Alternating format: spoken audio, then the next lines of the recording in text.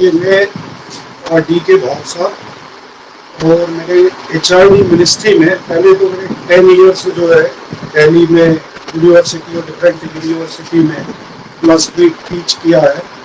ठीक है, उसके बाद तो यूपीएससी में एजुकेशन मिनिस्ट्री में गया, पहले जो एचआरडी मिनिस्ट्री होता था, और वहाँ पॉलिसी फॉर्मुलेशन और दूसरी चीज़ों में 25 ईयर्स मैंने काम किया है। तो सारा वर्क जो है, सारी IAS ऑफिसर की मिनिस्ट्री में जो वर्क होता है, मिनिस्ट्री का वर्क ही दो मेन इंपॉर्टेंट वर्क होते हैं किसी भी मिनिस्ट्री के। Number 1 formulation of the schemes and programmes, and number 2 distribution of the grant to the state government and other bodies. जैसे एजुकेशन मिनिस्ट्री है, यूजीसी है, यूनिवर्सिटी ग्रांट कमीशन, तो क्या उसका मेन क्या काम है कि maintenance of standard and coordination in higher education institutions. Ministry उठा के ग्रांट यूजीसी को देता है, UGC further colleges and universities को टीचर्स का grant and different grant different programme है वो डिस्ट्रीब्यूट करता है। तो ये मिनिस्ट्री, तो जो भी पॉलिसी फॉर्मुलेट होता है, प्रोग्राम फॉर्मुलेट होता है, ग्रांट दिया जाता है, और इसमें भी फिर दो प्रकार की स्कीम्स बनती है, अलग अलग स्कीम होती है। एक होती है सेंट्रल स्पॉन्सर्ड स्कीम और एक होती है सेंटर सेक्टर स्कीम। अब यहाँ इसमें हमारा यूपीएससी एग्जामिनेशन के लिए आपको इसमें क्या पॉइंट इम्पोर्टेंट है, यूपीएससी एग्जामिनेशन जो आपको है ना, वो सुपर टैलेंट की डिमांड नहीं करता, सुपर इंटेलिजेंस की डिमांड नहीं करता। रीजन क्यों है, इसका हम एक्सप्लेनेशन क्या दे सकते हैं कि क्यों नहीं करता। इसका एक्सप्लेनेशन ये है कि एक लड़का जो IIT है, बीटेक वाला है, उसने फिलॉसफी कभी नहीं पढ़ा, फिलॉसफी लेके एग्जाम क्वालिफाई कर जाता है, तो उसने स्कूल में फिलॉसफी पढ़ा ना, उसने अपने IIT में फिलॉसफी पढ़ा, लेकिन मेन में ऑप्शनल पे उसने फिलॉसफी किया, वो क्वालिफाई कर गया। इट मीन्स क्या है, super talent is not required for the UPSC examination और super intellect, but what required art of writing and conceptual clarity. जैसे अभी मैंने आपको बताया centrally sponsored scheme, centre sector scheme, अब इसमें आपको कोई बड़ा रिसर्च वर्क PhD आप बहुत सारा नहीं पढ़ना, इसमें 4 लाइन कंसेप्ट आपका एकदम क्लियर होना चाहिए। 4 लाइन क्या, centrally sponsored scheme means scheme under which grant is given by the government of India to the state government and other non-government bodies to implement, execute and run the program of the government of India. We will give you money in the field, you execute our program, you hire the people, okay, and execute the program, we are giving you the money. This is the centrally sponsored scheme. Okay, ये एक हो गया, concept clear हो गया। Centrally sponsored scheme क्या होगा, पैसा आएगा भारत सरकार से राज्य सरकार के पास में या नॉन गवर्नमेंट ऑर्गेनाइजेशन के पास में, और वो लोगों को हायर करेगा, इक्विपमेंट लाएगा, सब लाएगा, और जो गवर्नमेंट का प्रोग्राम है उसको एग्जीक्यूट करेगा। सेंट्रली सेंटर सेक्टर स्कीम, अब now see the difference between both. Centre sector scheme क्या होगा कि स्कीम गवर्नमेंट ऑफ इंडिया की स्कीम है, government of India will not give money to any third party, any state government or the non-government organization, they will implement themselves in the field। कि उनके अपने organisation है, government of India की अपनी agency है, उनको पैसा देते हैं और वही इम्प्लीमेंट करते हैं। That's the centre sector scheme. ठीक है, ये अंतर हो गया, इसमें कंसेप्चुअल क्लैरिटी आ गई कि एक सेंट्रली स्पॉन्सर्ड स्कीम क्या होता है और सेंटर सेक्टर स्कीम क्या होता है। तो आइए एग्जाम्पल, जैसे यदि मान लीजिए आपको कितना आता है लिखने के लिए 150 वर्ड्स और 100 वर्ड्स, जैसे ही आप लिखते हो कि what is the centrally sponsored scheme, आप लिखते हो centrally sponsored scheme under which grant is given by the government of India to the state government and other non government agency to implement their programme in the field, और उसको highlight कर दिया आपने red से। बस जो copy checker है, जो एग्जामिनर है, वो पढ़ेगा, वो समझ जाएगा कि इसको आता है।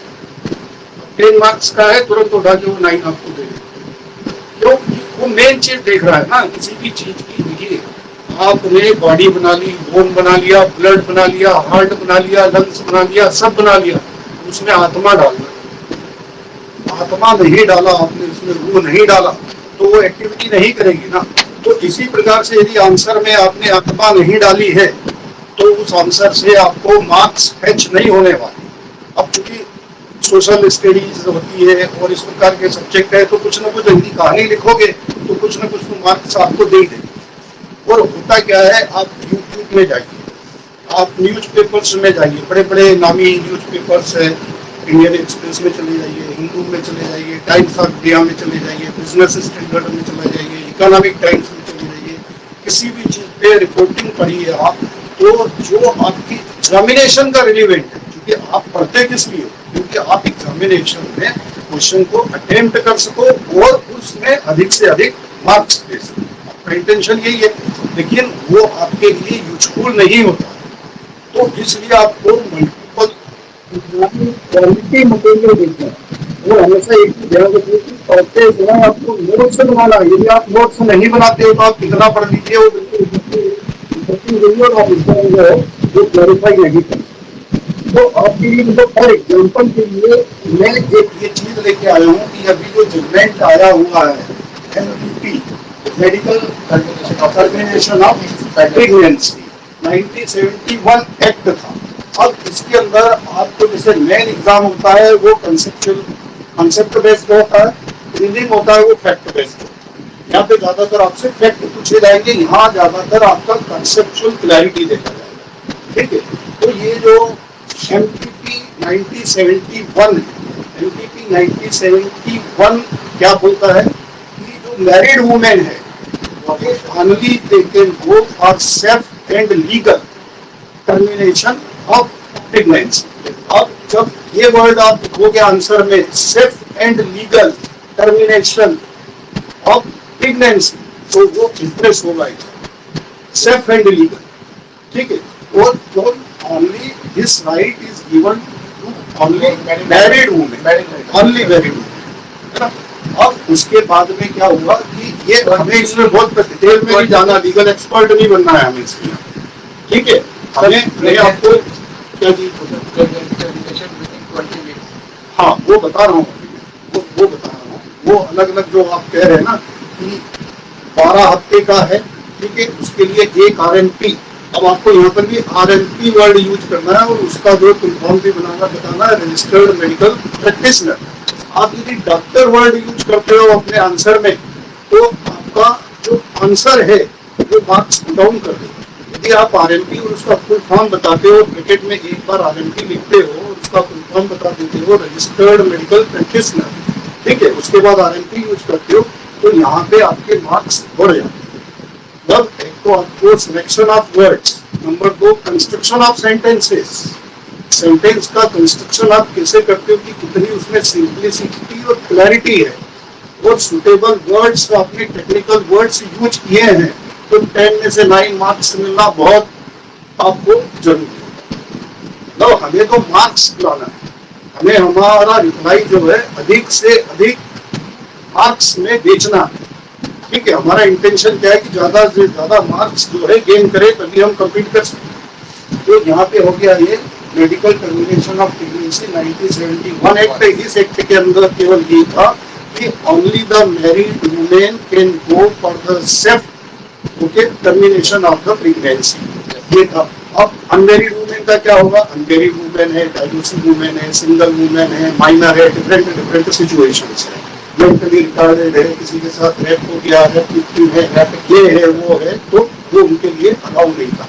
अब इसमें आपको प्रैक्टिकल एस्पेक्ट देखना, प्रैक्टिकल एस्पेक्ट बताना है इसमें। यदि ऐसे आ जाता है तो वहां पे बताना है, यदि ऐसे लिखने को तो वहां पे क्या बताना प्रैक्टिकल कि केवल मैरिड वुमेन को यदि ये राइट है, ठीक है, तो इससे क्या होगा, क्राइम बढ़ेगा। किसी क्राइम बढ़ेगा, नंबर 1 तो अनमैरिड वुमेन यदि डॉक्टर के पास जाएगी, आरएनपी के पास में जो लीगली डॉक्टर है, तो डॉक्टर उसको करेगा, क्योंकि उस डॉक्टर को पेनल्टी इम्पोज है कि वो डॉक्टर भी क्राइम में उसका हिस्सेदार, इसलिए डॉक्टर करेगा नहीं करेगा तो फिर क्या करेगा, पैसा देगा, कुछ करवा के कुछ करवाते हैं। या तो उस प्रकार से जो क्वैक होते हैं, अनरजिस्टर्ड डॉक्टर्स तो होते हैं, उनके पास जाते हैं, उनसे करवाते हैं। ठीक है, तो इसके अंदर क्या वुमेन की लाइफ को भी फिट, ये वाला पार्ट था। फिर उसके बाद में ये एमपीपी अमेंडमेंट, यहाँ पे मैंने ए लिखा है इंडिकेशन के लिए, लेकिन यदि जब आप अपने आंसर में इसे में लिखते हो तो आपको ये पहले एक बार आपको मेडिकल टर्मिनेशन ऑफ प्रेगनेंसी एक बार पूरा लिखना है, उसके बाद में ब्रैकेट में अमेंडमेंट, ठीक है। उसके बाद में यहाँ एक्ट लिखा है, मैंने एक्ट नहीं लिखा है, 2021 एक्ट के बाद कामा लगाना है 2021, फिर उसके बाद में आपको एब्रीविएशन से देने हैं, फिर उसके बाद में एब्रीविएशन दे, फिर तो आपको फुल फॉर्म नहीं लिखना है। जो एग्जामिनर है आपको चेक करे वो समझता है कि एक बार आपने फुल फॉर्म बता दिया है, फिर अपना टाइम बचाने के लिए आपको एब्रीविएशन का यूज करना है, लेकिन फर्स्ट टाइम में आपको एब्रीविएशन को एक्सपेंड करना है, ठीक है। तो ये यहाँ पे एमपीपी अमेंडमेंट एक्ट 2021 आया। अब इसमें और इसमें हमें यहाँ पर लीगल एडवाइजर या लीगल एक्सपर्ट नहीं बनना है, हमें तो अपने एग्जामिनेशन के लिए जितना रिलेवेंट है उतना समझना है कि यहाँ इन दोनों में क्या डिफरेंस था। इसके अंदर जो है 12 वीक्स का जो है 12 वीक्स था, और मेजर लिमिट जो है 20 वीक्स तक का जो है प्रेगनेंसी टर्मिनेट किया जा सकता है। इसमें यहाँ पे 20 से बढ़ा के 24 कर दिया। केवल मेजर डिफरेंस इसके अंदर एक ये, हमें एग्जामिनेशन पॉइंट ऑफ व्यू से केवल इसी चीज को याद, ठीक है। यहाँ पर जो 71 में था वो कब तक का था 20, यहाँ पर 24 वीक्स का। यहाँ पर भी मैरिड वुमेन है, यहाँ पर भी मैरिड वुमेन है। यहाँ क्या चीज इसमें नहीं, इसमें जो अमेंडमेंट हुआ है इसमें एक ही अमेंडमेंट हुआ है, 20 वीक से एक्सटेंड करके 24 वीक्स कर दिया, ठीक है। और उसके अंदर जो आप कह रहे हैं 12 weeks pregnancy with the consent of 1 RMP, ठीक है। 20 weeks pregnancy with the consent of 2 RMP, and then 24 weeks 24 अब जो जजमेंट आया है उसमें 24 weeks pregnancy with the consent of 2 RMP, and if it is above the 24 weeks then there is a state medical board, then with the concept of the state medical boards, जब आपने newspaper पढ़ना कर जाए, Hindu, Indian express, times of India या बहुत सारा ये निकालना आप यूट्यूब वगैरह या नेट पे जाना, कहीं पे आपको ये नहीं बताएगा वो, या कोई रेयरली कहीं बताएगा कि भाई आफ्टर 24 के बाद में क्या होगा। 24 के बाद में मेडिकल बोर्ड रिकमेंड करता है yes her wife is safe and she can terminate the pregnancy, then the doctors will do the work, otherwise doctors will not. So it's the state medical boards, और वो judgement में दिया है कि state medical board का composition क्या होगा, state medical board में कौन कौन होगा, कितने डॉक्टर होंगे, चाइल्ड स्पेशलिस्ट होगा, साइकोलॉजिस्ट होगा, कौन कौन होगा, क्या क्या होगा, वो भी तो ये चीज आपको होगी क्लियर। मतलब इस हिसाब से आपको आंसर लिखना है, इस हिसाब से आपको यहाँ से समझना है। जब आप प्रीलिम दे रहे हो तो प्रीलिम में आप यहाँ से क्या क्वेश्चन बन सकता है कि ये जो एमपीपी अमेंडमेंट 2021 में मेजर डिफरेंस क्या था, number 1 12 weeks, number 2 20 weeks, number 3 24 weeks, आप 24 वीक्स, एक क्वेश्चन ये हो सकता। नंबर आपको कंफ्यूज करने के लिए वो यहाँ पे पूछ सकता है कि यहाँ पे मैरिड वुमेन थी तो यहाँ पर वो लिख देगा डाइवोर्सी अलाउ, इसमें डाइवोर्सी को अलाउ किया गया है, सिंगल वुमेन को अलाउ किया गया, अनमैरिड को अलाउ किया गया, तो ये अलाउ नहीं किया। दिमाग में कंफ्यूजन नहीं होना चाहिए, मतलब दिमाग बिल्कुल ऐसा होना चाहिए 2 + 2 = 4 मतलब 4, दूसरा थॉट दिमाग में नहीं आना चाहिए। यहाँ पर आपको ये पता है ओनली अनमैरिड, यहाँ भी ओनली अनमैरिड, यहाँ अप टू 20 वीक्स, यहाँ अप टू 24 वीक्स, मतलब एकदम क्लैरिटी होना चाहिए, फैक्चुअल क्लैरिटी, तो प्रीलिम आप क्लियर कर पाओगे। प्रीलिम में क्या है, एक तो आपको 100 क्वेश्चन, ईच क्वेश्चन 2 मार्क्स, ठीक है। 40 तो आप छोड़ दीजिए, कोई नहीं कर सकता 40 क्वेश्चन, 60 आप कर लेंगे। जो सिलेक्शन होता है वो कितने पे 103, 104, 110 पिछला रिकॉर्ड है, पिछली बार में तो 44% पे हुआ। तो यदि आप 120 का टारगेट लेके चलते हो तो प्रीलिम आप क्वालिफाई आराम से करेंगे। तो बहुत ज्यादा टफ क्वेश्चन तो आपको छोड़ ही देना है करने के लिए, क्योंकि इसमें नेगेटिव मार्किंग है 30%, ठीक है। कोशिश से तो क्वालिफाई, तो इसका रिलीवेंस इससे जोड़ना है आपको। अब जो है इसमें आते हैं प्रीलिम में, तो प्रीलिम में वो क्या क्या पूछ सकता है। पहला तो केवल ये है कि this is applicable only for the married women, Married women will have the right to go for the safe and legal abortion of unwanted fetus. ठीक है, अनवांटेड फीटस या प्रेगनेंसी। ठीक है, नंबर एक तो यहाँ पर ये पूछ सकता है safe and legal. Legal means it's legally permissible under the act seeking to for the termination of pregnancy. ठीक है सर। दूसरा पॉइंट क्या है कि all women whether married, unmarried, single, divorcee, minor, mentally ill, under any circumstances have right to safe and legal abortion. All women वाला कब आया है? अभी सुप्रीम कोर्ट ने जो 29 तारीख को जजमेंट दिया है, इसमें जजमेंट में क्या कहा है? अब आपको यहाँ एक पॉइंट ये देखना है, ये सारा पॉइंट एक दूसरे से कनेक्ट है। पॉइंट यहाँ क्या है? Article 14 of Indian constitution. Article 14 Indian constitution क्या कहता है? Right to equality. Right to equality कहता है all women before the law are equal. तो फिर यहाँ पर आप जब इसमें कह रहे हो कि only married women will be allowed for the safe termination of the pregnancy, then there is that discrimination and violation of this article 14. It violates. So it's not the constitutional. इसी बेस पे supreme court ने कहा है कि यहाँ पर ये article 14 का वायोलेशन होता है। ठीक है, तो ये आपको याद रखना है कि आर्टिकल 14, क्योंकि ये प्रीलिम में पूछ सकता है, ये एक फैक्ट है कि आर्टिकल 14 का वायोलेशन हुआ है, इसीलिए सुप्रीम कोर्ट ने जजमेंट दिया है कि नहीं केवल मैरिड है, अनमैरिड भी होगी, डाइवोर्सी भी होगी, सिंगल भी होगी, मेंटली रिटार्डेड भी होगी, एलिज होगी। ठीक है। अच्छा, एक दूसरा और है article 21 of the constitution. Article 21 of the constitution क्या है? Right to health of a person. Right to health. अब वुमेन को, अब उसमें पहले क्या था कि भाई अब with the consent of the husband, लेकिन इसके अंदर क्या है, जब राइट टू हेल्थ है मतलब ये उसका इंडिविजुअल डिसीजन है वुमेन का कि वो टर्मिनेट करवाना चाहती है, टर्मिनेट नहीं करवाना। तो ये 21 राइट है, इसके लिए पूछ सकता है। तो ये आपको ध्यान रखना। तो ये केवल आपको ध्यान रखने से कुछ नहीं होगा, ये नोट करना पड़ेगा और बहुत अच्छे तरीके से आपको नोट करना पड़ेगा, बड़ी सुंदर राइटिंग और बड़ा हाईलाइट करके, ताकि जब एग्जाम के दिन रहेंगे, जब एग्जाम, तो आपको फटाफट फटाफट फटाफट फटाफट पढ़ना नहीं है, केवल देखना है चीजों, पढ़ना नहीं है। वहाँ पे 14, 21 केवल देखना है, MTP 71, MTP अमेंडमेंट 21 सिर्फ देखना है, आपको पढ़ना नहीं है उस समय। ठीक है ना? वो एग्जाम हिट करने का तरीका मैं बता रहा हूँ आपको, ज्यादा मार्क्स। तो ये जो जजमेंट आया उसके अंदर ये बात कही गई। फिर उसके बाद में ये जो बात अभी हमने कर ली 12 वीक्स, 20 वीक्स और उसके बाद में 24 वीक्स। ठीक है, उसके बाद में क्या है, अमेंडमेंट में इसमें 21 पीरियड एक्सटेंडेड, ये भी हमने कर लिया डिस्कस, 20 to 24 हो गया। ठीक है, उसके बाद में क्या है फिर ये, हाँ, जजमेंट। और एक फैक्ट और है जो पूछा जा सकता है, वो ये आप सब दूर देखेंगे, न्यूज़पेपर्स में देखेंगे, अभी गूगल करके देख लेना आप, उसमें देखेंगे कि एक होता है international safe abortion, international safe abortion day. ये इंटरनेशनल सेफ अबॉर्शन डे जो है 28 सितंबर को होगा।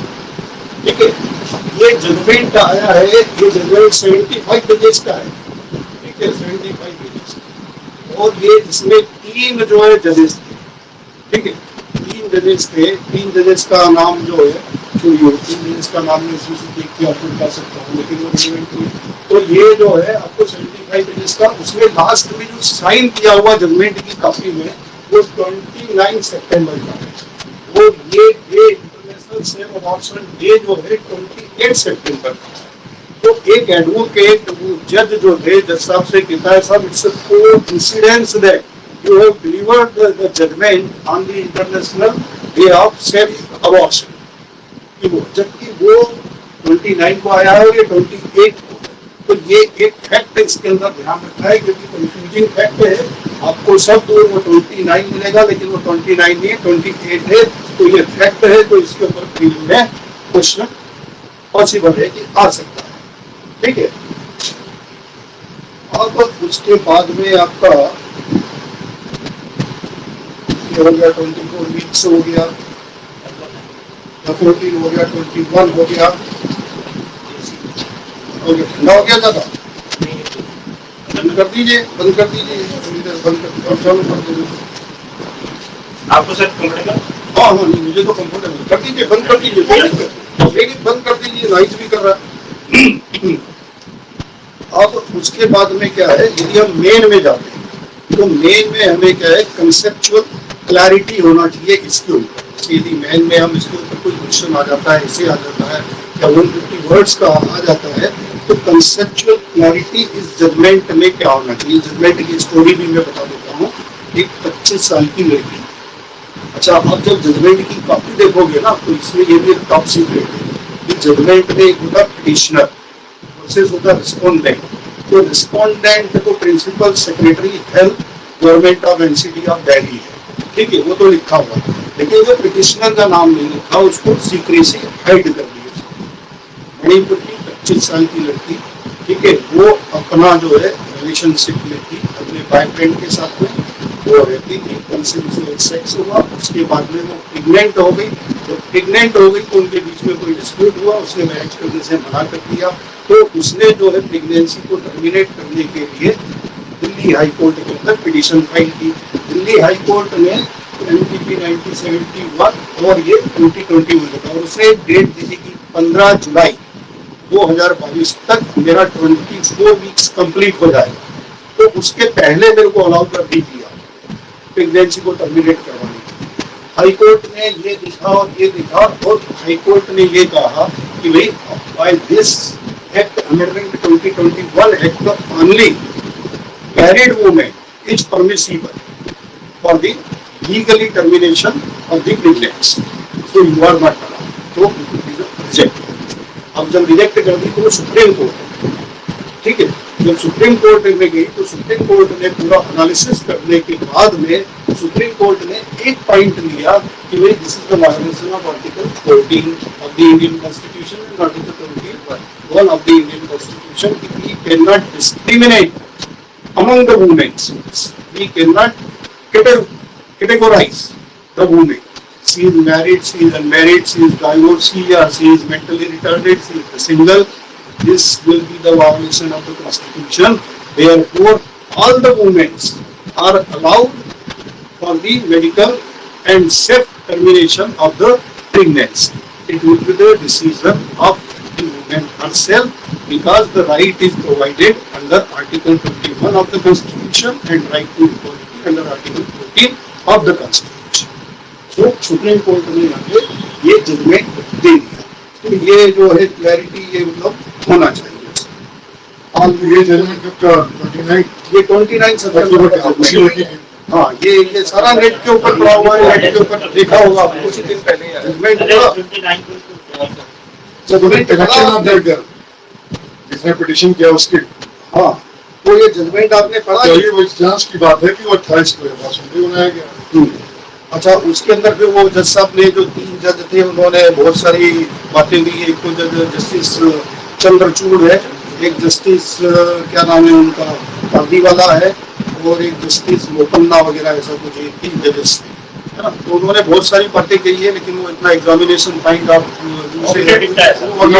है। लेकिन आपको मैं ये सजेस्ट करूंगा कि जब आप यूपीएससी का प्रिपरेशन कर रहे हैं तो यूपीएससी आपसे कोई लीगल एडवाइस, मतलब लीगल एक्सपर्टाइज नहीं मांगता, लेकिन वो जनरल चीजें मांगता है। तो एक बार आपको इधर उधर पेपर की रिपोर्टिंग पढ़ना, ये देखो आप पेपर की रिपोर्टिंग पढ़ोगे, 4 पेज उसमें से पढ़ोगे, और दूसरे पेपर से पढ़ोगे 10-12 पेज पढ़ोगे, यूट्यूब देखोगे, फिर गूगल करोगे, वो देखोगे, ये कुछ मत करो। सीधे जाइए जजमेंट पे, सीधे जजमेंट की कॉपी निकालिए इंटरनेट से, 75 पेजेस का है, उसको पढ़िए और उससे नोट कीजिए। तो वो जो आपका वो बिल्कुल फुल्ली एक्यूरेट और बिल्कुल एकदम पक्का इंफॉर्मेशन। बाकी तो इधर उधर सबने जजमेंट पढ़ के कुछ मिस कर दिया, कुछ दे दिया, कुछ नहीं दिया है। अब जैसे कई लोगों ने आर्टिकल 14, आर्टिकल 21 वगैरह ये वो नहीं दिया। मैंने भी जो जजमेंट पढ़ने के बाद में 75 पेज का है ना, ये सारी चीजें निकाली, और मैंने यूट्यूब भी देखे हैं, और मैंने न्यूज पेपर से भी देखा, इंडियन एक्सप्रेस भी देखा, हिंदू देखा, टाइम्स ऑफ इंडिया देखा, बिजनेस स्टैंडर्ड देखा, इकोनॉमिक टाइम्स देखा। लेकिन बहुत सारे, और एक और है, क्या है वो, लाइव ला, एक वो है, तो उसके अंदर भी बहुत सारे पॉइंट जो है आपकी जो एग्जामिनेशन पॉइंट से जो रिलीवेंट है वो मिसिंग है। तो जब इस प्रकार की सोर्सेज से यदि आप पढ़ेंगे तो बहुत मुश्किल है कि आप जो है हिट कर पाएं। ठीक है, तो एक पॉइंट, एक ये पॉइंट था। और सबसे बड़ी चीज तो ये है कि पहले तो अपना रीडिंग और राइटिंग के ऊपर पकड़ जबरदस्त बना, क्योंकि जो करना है, और प्रीलिम की कोई तैयारी नहीं होती, मेन की तैयारी होती है, और पीटी की भी तो कोई तैयारी नहीं होती है। मेन के साथ में आपका प्रीलिम और पीटी दोनों की तैयारी, तो मेन की तैयारी और रीडिंग और राइटिंग, ये बस करना पड़ता है। और कोई आपको कोई दूसरा कुछ नहीं कर सकता। दूसरा क्या है, जैसे आप गाड़ी चला रहे हो तो गूगल आपको मैप बता सकता है। अब गूगल भी कई बार कंफ्यूजिंग मैप देता है, तो आपको अपना खुद का माइंड अप्लाई करना है। तो इसी प्रकार से जब इंफॉर्मेशन भी लेते हो आप, तो आपको अपना खुद का माइंड भी अप्लाई करना है। और नोट्स आपको बहुत जरूरी है, नोट्स बनाना, और उस नोट्स के बेस पे ही आपको लिखना है। सिलेक्शन ऑफ वर्ड्स आपको देखना है, कंस्ट्रक्शन ऑफ सेंटेंसेस भी आपको। तो कोई बहुत बड़ा इसमें मतलब सुपर टैलेंट या सुपर इंटेलिजेंस नहीं चाहिए, लेकिन बहुत आपको एक्यूरेसी और क्लैरिटी, ये दो चीजें चाहिए, और आर्ट ऑफ राइटिंग। ठीक है, ओके, क्वेश्चन पूछना हो, कोई डाउट्स हो आप पूछ, फिल्म हो गया, मेन हो गया, वो सारी चीजें हो गई। समय एक बहुत इम्पोर्टेंट पॉइंट हो रहा है नोट्स बनाना, समझे ना? वो तो रेडीमेड मटेरियल दोबारा दे देगा, ठीक है, लेकिन जो तुम्हारे नोट्स हैं वही तुम्हारे लिए काम आएंगे। आप अपने हिसाब से बनाओगे कैसे इसमें समझ सको। वो पॉइंट बहुत ही इम्पोर्टेंट है, उसको मार्क कर लो किसी में, अगर यूपीएससी एग्जाम में अपने नोट्स, अपनी जो चीजें होती है वही काम आती तो दूसरा नहीं समझ पाएगा, जो आप नोट्स बनाएंगे वो अपने पॉइंट से बनाएंगे, क्योंकि ये हम ये है। मेंस में लिखने के लिए इतनी आसानी हो जाती है उसके बाद ना, तो अगर आप मेन का तो जो स्ट्रक्चर ऑफ एग्जामिनेशन है, पैटर्न है, वो आपको पता ही है। 7 पेपर्स हैं, पहला ऐसे का पेपर हो गया, 4 जो है जीएस के पेपर हो गए, ये 5 हो गया, और 2 ऑप्शन हो गए आपका 7, ईच पेपर 250 हो गया, 1785 हो गया, और 275 जो है आपका पीटी हो गया, तो 2 हो गया आपका, हो गया कितना, 225, 2025 टोटल मार्क्स ना। तो इसमें आपको टारगेट करना है कि हर पेपर में कम से कम 200 का टारगेट करना है, क्योंकि जो टॉपर होता है ना, टॉपर का स्कोर कितना होता है, 51%, 49%, 48% होता है।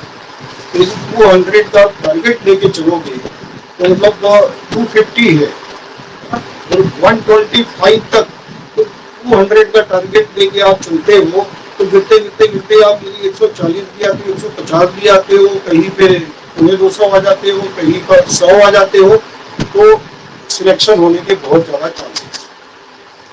ये टारगेट लेके चलो, हर पेपर के अंदर, वो केवल पेपर में नहीं, उसके बाद हर क्वेश्चन के अंदर टारगेट लेके चलना है। जैसे पहला क्वेश्चन उन्होंने ऑप्शन में 5 लिए, 1 2 3 4 5, 1 और 5 तो कंपलसरी होता है ऑप्शन का, क्वेश्चन नंबर 1 और 5 कंपलसरी होता है। 2 सेक्शन होते हैं, फिर 2 सेक्शन में 5 करने होते हैं, 8 प्रश्न होते हैं, ठीक है, उसमें चॉइस होती है।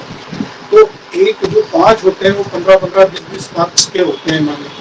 तो हर एक क्वेश्चन के अंदर आपको टारगेट लेके चलना है कि 20 मार्क्स का है तो मुझे 15 तो इसको करना ही किसी भी हालत। जब वो आंसर ऐसा लिख रहा है कि 15 स्कोर करना है, तो आप गिर के 11-12 पे भी आ जाओगे तो भी सिलेक्शन हो जाएगा, 10 भी आ जाओगे तो भी सिलेक्शन हो जाएगा, 9-8 भी आ जाएगा तो भी किसी न किसी का भी सिलेक्शन, ठीक है ना। और आपको मैं और एक चीज बता देता हूँ कि अब हैंड राइटिंग जो है ना, बड़ी नीट, क्लीन और ब्यूटी, एग्जामिनर के ऊपर उसका बड़ा इंप्रेशन पड़ता है कि आपकी बहुत नीट, क्लीन और ब्यूटीफुल हैंड राइटिंग है, और हाईलाइट आपने बढ़िया किया है। उसके बाद बहुत सारी कॉपी है, इतना सब कुछ बताएगा कि पढ़ना है, ये करना है, तो फटाफट देखेगा, ये बढ़िया है, खुश हो जाएगा आपकी कॉपी।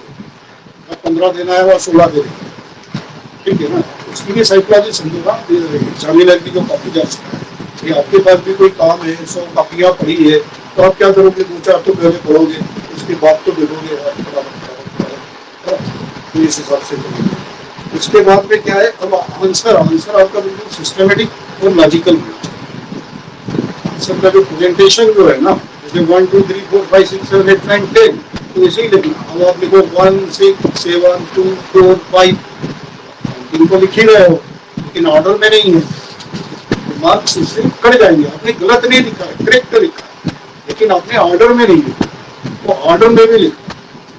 ठीक है, ऑर्डर में लिखना है। जैसे फॉर एग्जाम्पल मैं बताऊँ कि ऑर्डर में कैसे लिखना है, ऐसे आया जैसे अभी इसी अभी जो टेस्ट हुआ 22 में एग्जामिनेशन में खत्म हो गया ना 25, तो इसके अंदर की you can't step in the same river twice.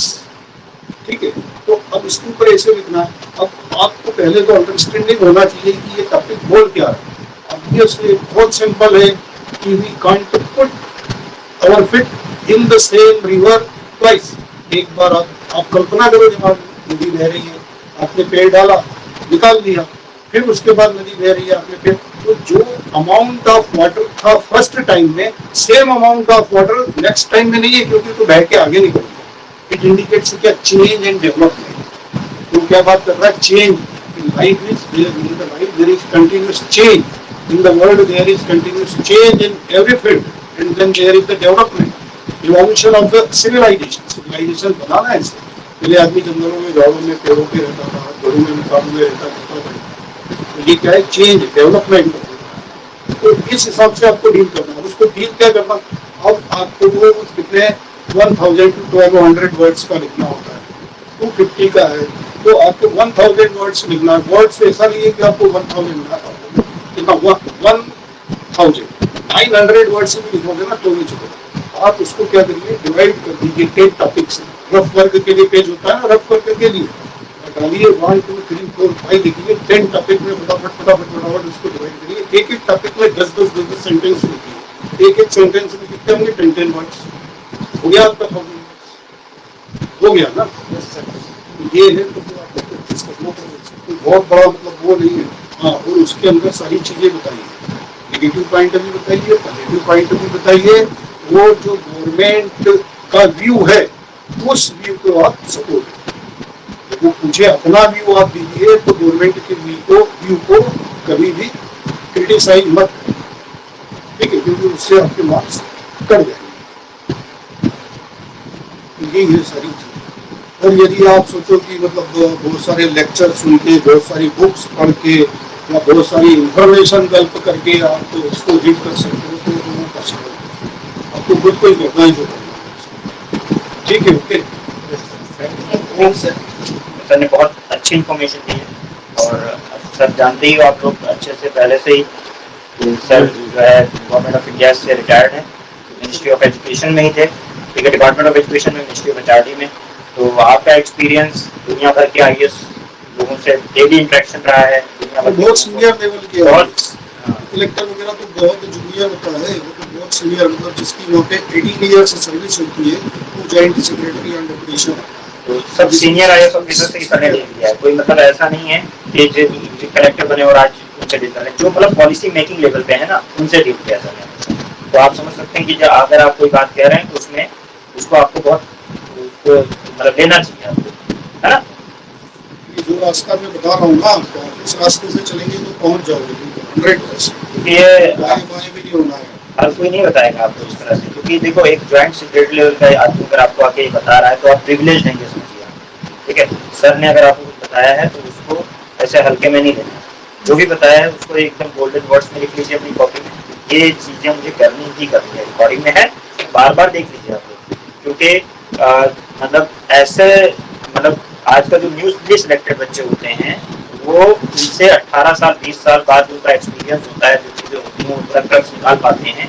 उस लेवल के लोगों को सर ने डेली डील किया है, डेली उनके साथ सामने खड़े रहते हैं, लाइन लगाते। मेरे अंडर में थे। अभी गवर्नमेंट ऑफ इंडिया ने अभी क्या किया हुआ है कि पहले क्या होता था, आईएएस का सिलेक्शन हुआ, सिलेक्शन होने के उनका शेड्यूल सेट है, ठीक है, एग्जामिनेशन जैसे अभी सितंबर में इनका मेन हो गया, अभी रिजल्ट आ जाएगा इनका करीब जनवरी में, अप्रैल तक इंटरव्यू वगैरह, मिड अप्रैल तक इंटरव्यू वगैरह सारा निपटा देंगे, जून के अंदर या जुलाई के फर्स्ट वीक में रिजल्ट दे देंगे, और सितंबर अक्टूबर में ट्रेनिंग में भेज देते हैं, ठीक है।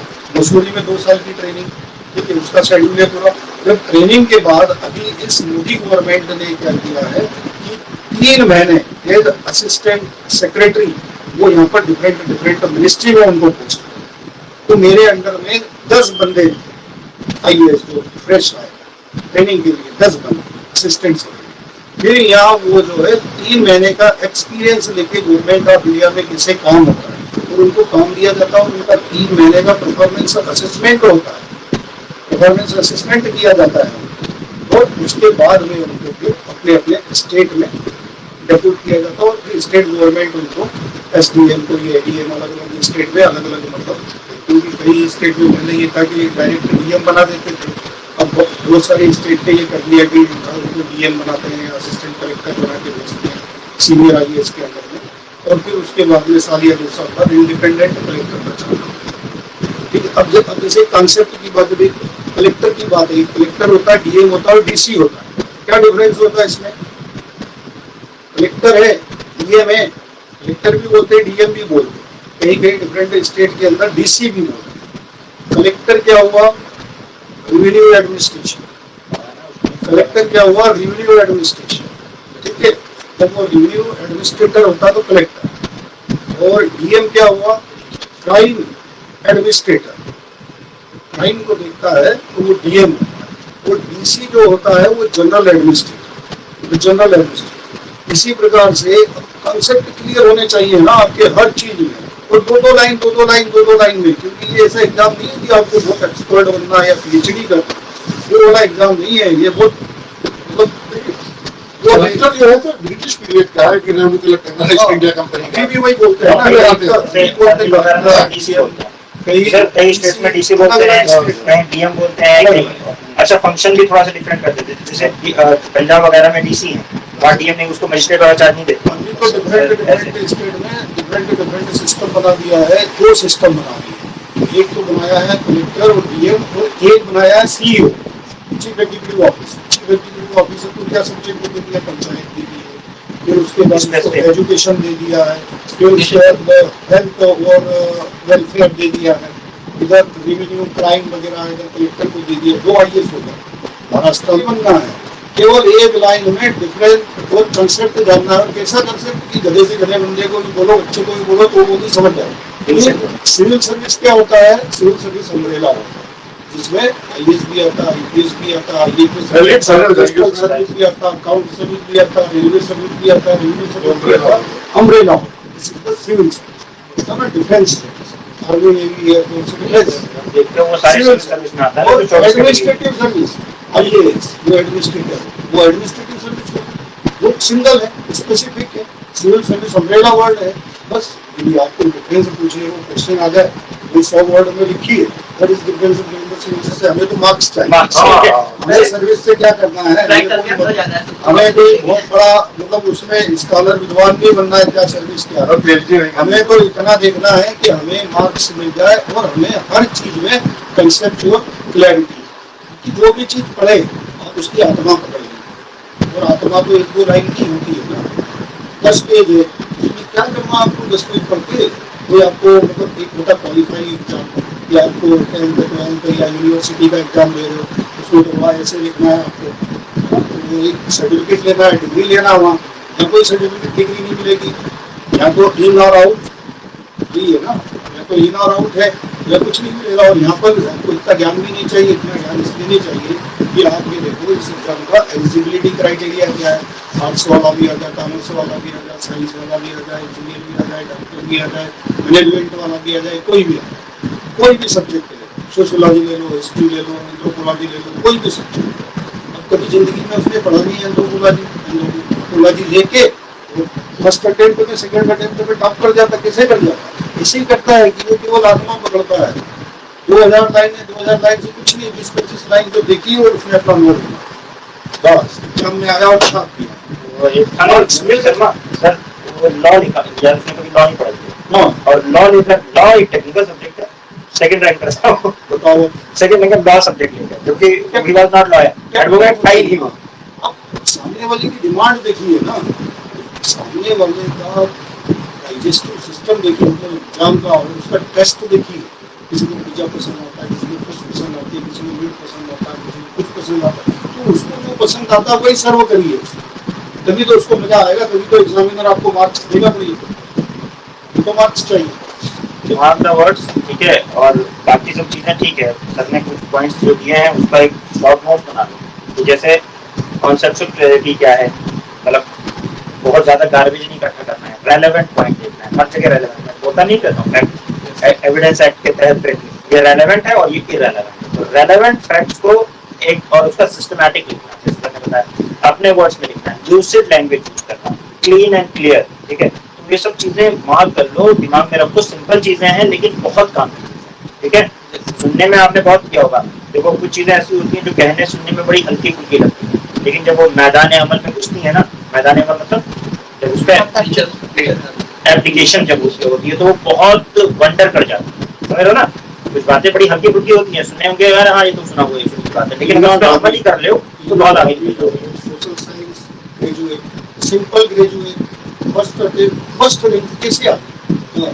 किसी जो मैं बता रहा हूँ ना, जैसे ही उसकी फर्स्ट रैंक आई, उसको एक एडवांटेज हो रहा कि उसने 11वीं कक्षा में ही 12th पास करने के बाद 11वीं कक्षा में ही डिसाइड कर लिया था कि मुझे एडमिनिस्ट्रेटिव सर्विस में जाना, इंजीनियर नहीं बनना, क्योंकि दोनों पेरेंट उसके इंजीनियर थे, इंडियन इंजीनियरिंग सर्विसेज से दोनों पेरेंट।